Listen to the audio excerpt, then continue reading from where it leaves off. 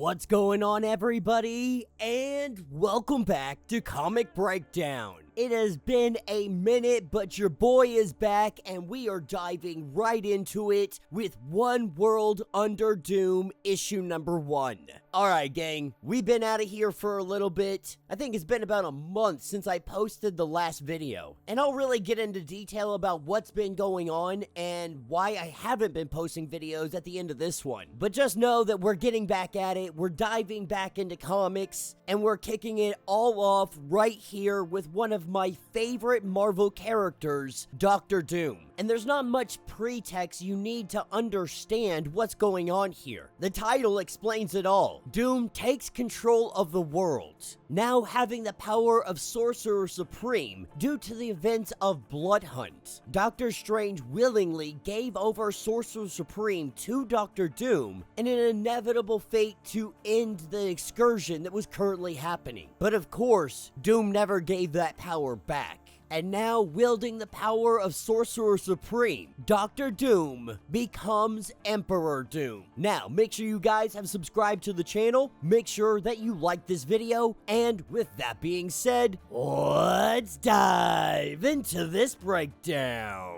Alright, gang, so as we dive into this issue, we pick up with Doom talking to the world. The flag has been planted. He tells the world that earlier this morning, the world leaders of every nation on Earth, every king, every queen, every warlord, and president willingly swore fealty to Doom. And so as of this moment, every nation on Earth has become a province of a unified Earth. A unified Latveria. He tells the world that some of you might be in fear, that death squads might come out, that it'll be slave labor, eternal monuments to the glory of Doom. But he says that none of that will transpire, that to begin his rule, he only has 2 small decrees. That war between nations is outlawed. There will be no conflict between Latveria's provinces. This will be the new peace under Doom. Secondly, all citizens of Earth will all be treated equally. There will no longer be inequality. There will be no longer going without medicine, without knowledge. Every nation move forward will not only care for the bodies of the citizens, but the health care as well, their education. All of this will be taken care of. Healthcare will be accessible to all. Education available to anybody that wants it. And while Doom gives this speech, military leaders are plotting coups. That the politicians may have agreed to all of this, but the militaries of the world did not. But before they can do anything, Doom has his Doombots invading, taking out the military leaders right where they stand. He tells the world that there will be future broadcasts. But for now, this is all he has to say to the world. That all the old leaders are left in place, free to govern exactly how they did before, except the new responsibilities he has implemented in his orders. The day-to-day lives will not change, except they will have significant improvements. Doom is wisdom. Doom is power. Doom is prosperity. And only Doom can save you. This is what takes us to our superheroes. The Fantastic Four, the Avengers, and then a handful of individuals like Squirrel Girl, Nancy Whitehead, Brain Drain, Spider-Man, and Doctor Strange. The heroes have sat down to figure out what the hell they're gonna do. Obviously, the first thought is this is some kind of mind control. Maybe they replaced all the world leaders with Doombots. Strange knows that this has gotta be something to do with magic. After he had pretty much stole the mantle of Sorcerer Supreme, Doctor Strange concludes that this is the only thing it could be. While they discuss this is when Hydra pops up their head. Zemo pops up using the same broadcast that Doom had used, letting the people of Earth know that he is on a full-scale attack against Doom, that the world governments may have bowed a knee, but he and Hydra will never bow to him. They will never bend the knee. With Zemo and Hydra moving in on Doctor Doom, Iron Man can't help but think the enemy of my enemy is my friend, but Captain America immediately says no. There is not even a discussion. We're not teaming up with Hydra, Zemo, none of them. But it doesn't ignore the fact that he is marching on Latveria right this very moment. This gives them a prime opportunity to kind of third party them. With Zemo going against Doom, this is their opportunity to get a surprise attack in. And so the Avengers and the rest of these teams, they all hop into the invisible jet and they head off to Latveria. As the Thing makes his way into the field, he runs into a barrier, a magical barrier created by the Sorcerer Supreme. And Scarlet Witch says she could bring it down, but it would possibly take her weeks to even do so, as they try to figure out how they're even gonna get in here. This is when Zemo broadcasts again. He lets the world know that he was mistaken, that Doom is doing what is best for the world,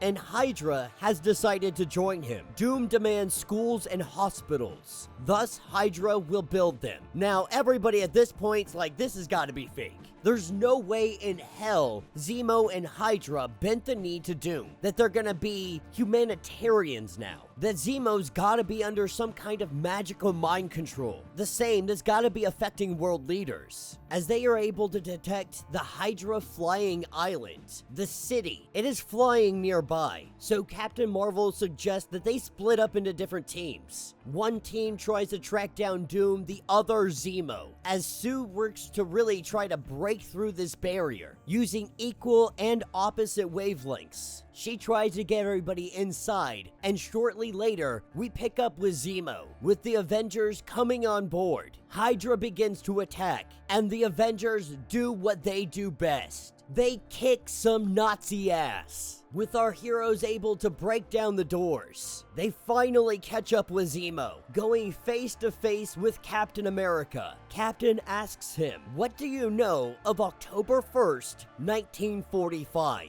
And Zemo has no response. This is how Captain America knew. Punching Zemo, seeing his head fly off. This is a Doombot. Because October 1st, 1945, that was the date that Hydra was founded by Strucker, a date that he had never forgotten. Zemo would not forget either. But now having a Doombot, it may be useful in seeing what happened. Watching the projection, we see that Doom's not messing around. He killed Zemo and replaced him with an obedient Doombot. Now they wonder, did Doom kill all the world leaders and also replace them with Doombots? Iron Man says that Doom's lying to the world.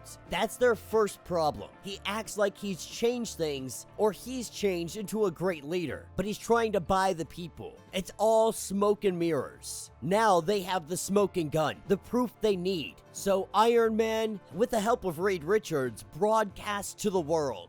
Lets them know that Hydra, Doom, all this stuff, it's kind of crazy right now. But he tells them that Doom didn't open Zemo's eyes. He killed him. He replaced him with the Doombot. That he's lying to you, but of course he is, because he's Dr. Doom. But to have no fear, because they're gonna stop him, telling the people not to believe his lies. And as soon as the members of Hydra hear this, they hear that their leader is murdered. They get ready to start killing everybody. That all lives are now forfeit now that Zemo has been murdered. And so as Hydra begins to just lay waste to anybody around them, the Hydra agents quickly get taken out. A portal opened up and we have the arrival of Dr. Doom and the multiversal variant, Dr. Doom Tyrannosaurus Rex. Handling the Hydra threat, he begins to speak to the world again, saying that he did lie, and he apologizes for lying. But he did so because he knew some stuff like this would happen, that Hydra would act out, that they would go on a killing spree. The Avengers didn't even think, they jumped into action, and they helped cause this. They led to all this happening. And so it is the Avengers' fault that this all transpired. That if they had just left Doom alone, left Doom to his plans and scheming, Hydra would have never attacked. They would have built hospitals. They would have built schools. Instead, Doom had to kill them. The Avengers, the Fantastic Four, and everybody else played right into his hand.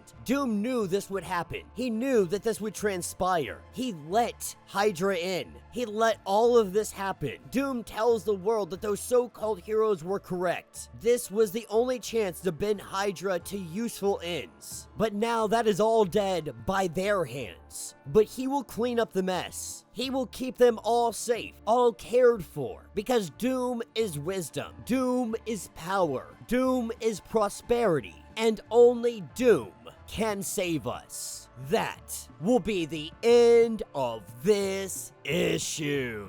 So let me know what you guys think down in the comments. Now, you guys know I had to get back into it with Dr. Doom taking control of the world. Dr. Doom being one of my all-time favorite characters, easily, hands down, no question about it. I love this comic, absolutely fantastic. With him being the Sorcerer Supreme, all of his power, all of his resources, all of his Doombots, it is no question that Doom took over the world. The only question now, how the hell are the heroes possibly going to stop him now? We've seen what Doom can become. We have seen Doom Supreme. He has the power of Sorcerer Supreme, currently being referred to as Emperor Doom, but make no mistake, there are very few, if any, that are currently on par with his power level. Add in his technology and everything else, it seems almost inconceivable that the Avengers and Fantastic Four would be able to do anything against him, which has me thinking that maybe we might see the Maker. The Ultimate Universe is due to come back in. What if the only thing that could stop a Sorcerer Supreme Dr. Doom is the most evil version of Reed Richards to ever exist? Just an idea to ponder around. But let me know what you guys think. Let me know your thoughts. Let me know your theories. If you want to get caught up on everything that has been going on with Comic Breakdown, make sure you guys subscribe to the channel, like the video, share the content around, and just with my closing statement, wanted to let you guys know that I have been super busy, super preoccupied. I apologize for that. I jumped headfirst into a new venture. For the last 6 months or so, I've been selling Pokemon through whatnot, through Drip, through local means and all that stuff in an effort to eventually open up my own comic card shop. Now, the YouTube channel was always kind of step one of everything. The YouTube channel was my love of comics, wanting to get it out there, not having the money to open up my own comic shop. All of this was in the hopes to eventually get to that point. So now that I had more or less established myself in the YouTube community, I really wanted to focus on building up that Pokemon community. And I feel like I've gotten to that point. So now I'm dividing my time between the both of them, ensuring that both of them get the ample time that they deserve so that both platforms can flourish greatly. So moving forward, we will continue doing our videos. I don't know exactly what kind of schedule we're going to see, but I'm trying to do at least 7 to 10 videos a week, if not more, if time allows. If you guys would like to check out everything I have going on with my Pokemon venture, you can check out our Instagram, which will leave you links to everything we have currently going on. You can check us out directly on Drip. Drip is an app that we use to sell all the Pokemon cards. It's a really fun app, a really great community. We have a lot of really awesome deals. So if you're into Pokemon, I highly suggest that you go ahead, you check it out. Let me know what you guys think. And with that being said, until the next breakdown.